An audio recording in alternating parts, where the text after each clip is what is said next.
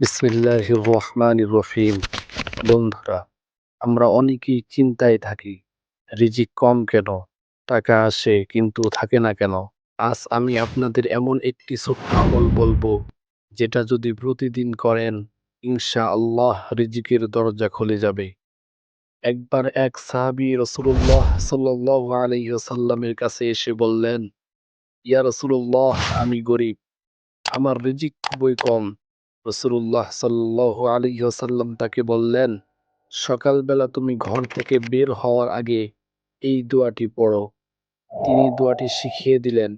সেই সাহাবী নিয়ম করে পড়া শুরু করলেন। কিছুদিন পর ফিরে এসে বললেন, ইয়া রাসূলুল্লাহ, আলহামদুলিল্লাহ, এখন আমার রিজিক অনেক বেড়ে গেছে। চলুন সেই দোয়াটি আমরা সকলেই শিখি। দোয়াটি হলো, আল্লাহুম্মা ইন্নী আসআলুকা ইলমান নাফিআ ওয়া রিজকান তাইয়্যিবা ওয়া আমালান মুতাকাব্বালা। আমি উচ্চারণ সহ নিচে লিখে দিব, আপনারা চাইলে লিখে নিতে পারেন। দোয়াটি আমি আবারও বলছি, আল্লাহুম্মা ইন্নী আসআলুকা ইলমান নাফিআ ওয়া রিজকান তাইয়্যিবা ওয়া আমালান মুতাকাব্বালা।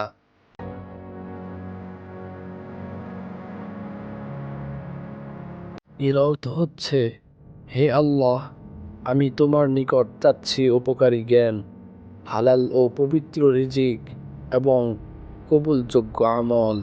রাসূল সাল্লাল্লাহু আলাইহি ওয়াসাল্লাম এই দোয়াটি ফজরের নামাজের পর পাঠ করতে বলেছেন।